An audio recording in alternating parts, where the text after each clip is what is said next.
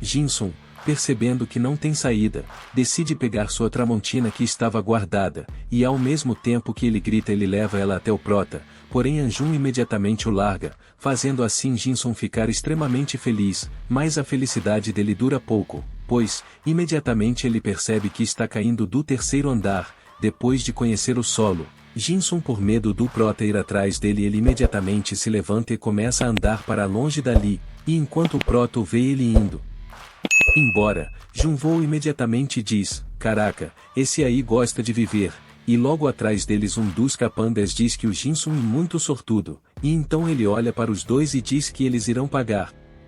Fazendo assim o loirinho e o Prota ficaram sem entender o que ele quis dizer com isso, então ele pergunta aos dois se eles sabem quem realmente é o Jinsun, e imediatamente ele conta, que o pai do Jinsun é diretor da PJ Náutica, e ele diz, cê sabe que os marinheiros são casca grossa, né não? Ele rico o bastante para fazer qualquer um sumir sem que ninguém desconfie, o loirinho então encara ele, e logo em seguida ele faz uma cara de felicidade e diz, isso me parece um problemão, enquanto isso na casa do papai, o pai do Jinsun, chamado Van Aerium, fica surpreso ao ver seu filho no estado atual, então ele o pergunta, quem foi o infeliz que fez isso com ele? Jinsun então pergunta ao pai dele, se ele pode mandar 2 caras de arrasta para cima, Aerium porém fica quieto e então diz ao filho, você tem certeza?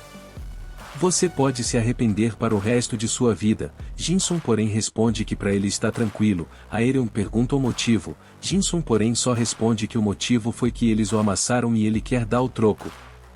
Aerium enquanto olha para seu filho ele diz, quando fugiu de casa, você agiu como se fosse um pirralhinho, mas agora, e um homem de verdade, porém eu não confio em você ao ponto de mandar alguém que eu nem conheço de arrasta para cima.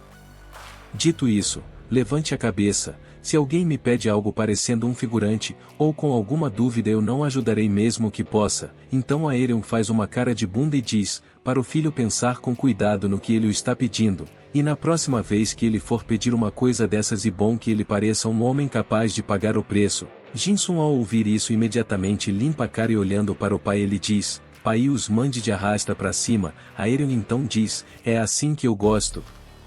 Logo em seguida ele faz uma ligação, dizendo, alô líder de departamento Kim, e enquanto ele faz uma cara feia ele diz, eu preciso que traga 2 carros com porta-malas espaçosos, pois vou me livrar de 2 covardes, imediatamente ele leva vários carros com ele próximo a um local abandonado, e cheio de capangas ele se dirige ao encontro dos 2 que atormentaram o Jinsun. Ainda de longe Aerium observa 2 silhuetas, e imediatamente ele ouve um deles dizer, tô aqui me perguntando por quê.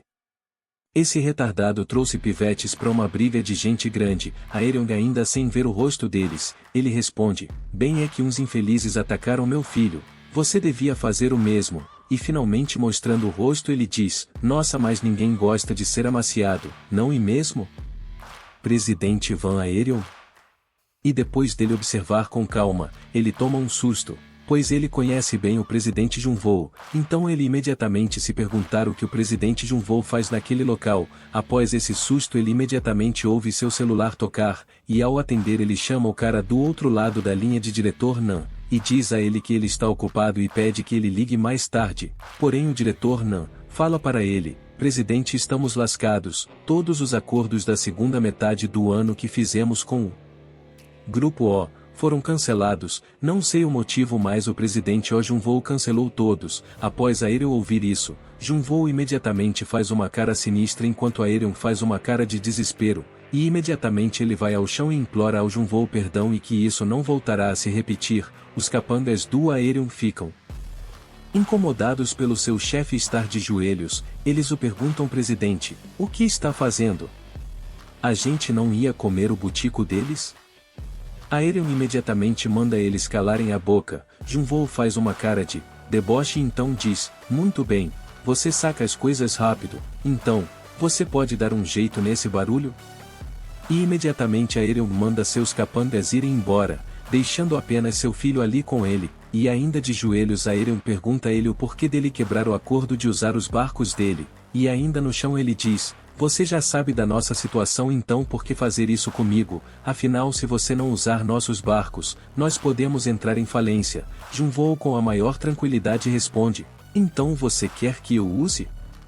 Todavia minha companhia tem uma reputação a zelar. Bom, eu não sei, mas ter uma companhia com um presidente que labuta com esses grupos ilegais, não me parece muito vantajoso. Como eu trabalharia com alguém assim? Ao ouvir isso, Aerion diz: vou mandar meu filho pro exterior e ele jamais pisará na Coreia de novo.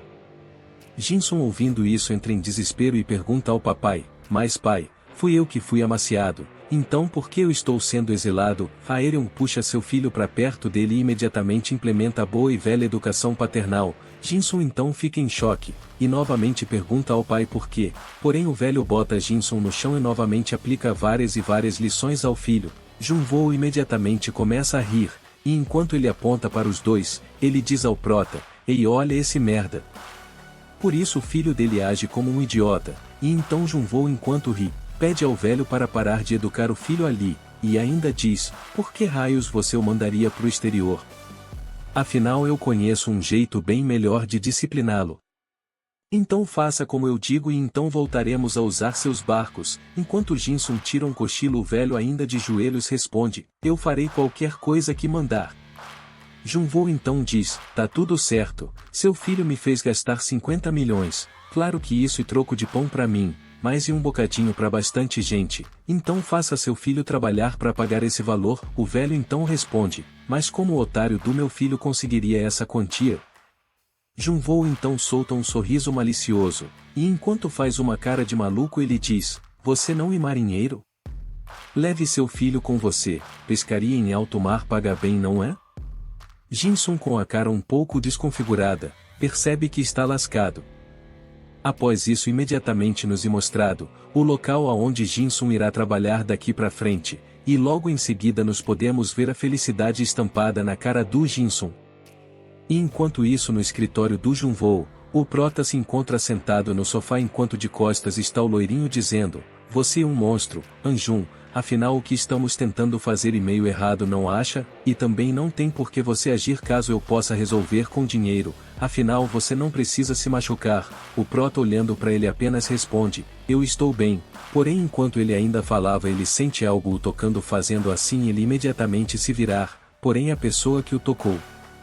E na verdade aquela motoqueira interesseira de antes, ela ainda o tocando diz: você fica posando de fortão, mas tá com um roxo nas costas. Anjun fica sem entender quem é essa mulher. Junvoo então os interrompe e imediatamente diz: deixe-eu os apresentar, de agora em diante, vocês trabalharão juntos para destruir a Nexus. Essa moça é uma modelo do Instagram e ela irá agir como uma informante. A motoqueira responde: tá achando que isso é 007? Não me chama de informante, você me contratou porque eu conheço muita gente. E imediatamente nos é mostrado o nome dela, Choi Seon, e após ela sentar inclinada para o prota ela diz: na real eu estou surpresa, ouvi dizer que você era um marginal vagabundo, mas te vendo agora eu vejo que você é muito gostoso. O prota então só faz encará-la. Junvoo imediatamente corta a conversa dizendo: ei, para de flertar no trabalho, e enquanto levanta o dedo ela diz: deixa pra lá, acho que gosto mais de chefes de grupos ilegais do que de gostosões. Junvoo então diz: você ainda continua com essas. Porém a interesseira barra gostosa interrompe ele e diz: deixa quieto, afinal por que você me chamou? Junvoo demonstra estar um pouco irritado, porém ele começa a explicar o do porquê chamou eles ali. Então ele diz que apenas queria discutir a estratégia deles. Ela então fala: o plano não é só mandar o Park Anjun esbagaçar todo mundo. Junvoo então diz: a Nexus é muito maior que a gente no momento, então ele não vai conseguir lidar com isso sozinho. Então eu pensei em criar uma equipe de combate para ajudar. Eu já até tenho alguém em mente, ele é um cara do colégio Dongion que tá atrás da Nexus. Ouvindo isso, o prota imediatamente diz: Kim Dong-hyun? O loirinho então fica surpreso e responde: caraca, tu pegou essa no ar, hein? É ele mesmo, Kim Dong-hyun. Naquela época quando vocês combateram a Nexus ele foi o último lutando ao seu lado, ele era o antigo número 1 do colégio Dongion. Junvoo então fala: você deve estar pensando em como ele foi salvo após a batalha, já que o joelho dele foi detonado, ou seja, não conseguia correr, mas precisamos dele. E ouvindo isso o prota fica quieto. O loirinho diz: relaxa, você parece que tá com diarreia, mas não se preocupe, são apenas negócios, e também uma boa oportunidade para você fazer as pazes com seu amigo.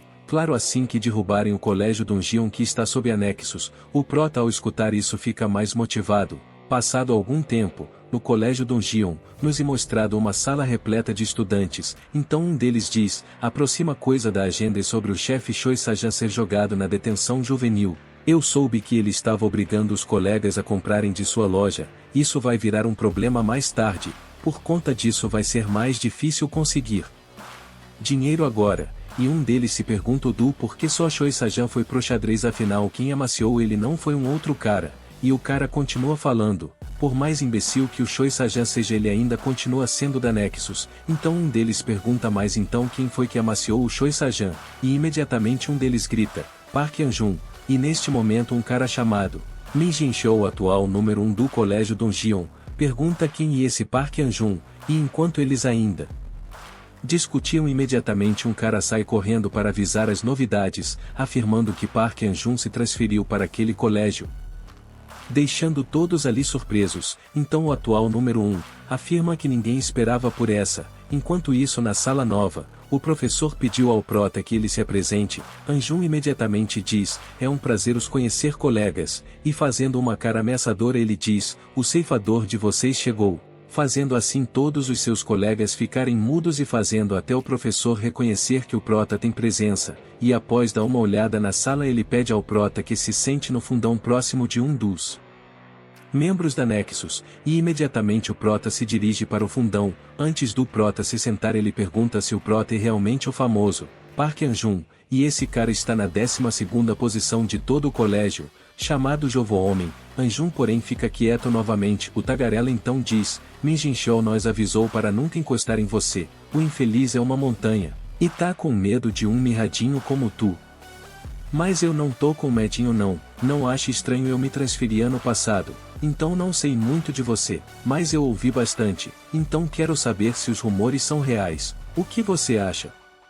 5 minutos de trocação sem perder a amizade? O prota novamente olha para ele e olha para frente, Jovo Homem, se irrita e diz sou branco mas não transparente, e após dar um tapão no prota ele diz, ei me olhe nos olhos, seu merda, e imediatamente o prota responde com uma linda cotovelada, fazendo assim ele cair para trás. Os outros estudantes ficam surpresos, pelo que acabou de acontecer, e logo depois disso o prota diz, me deixe dormir em paz. Fala galera, chegamos ao fim deste capítulo, não se esqueçam de se inscrever e deixarem um like para não perderem os próximos capítulos, falou!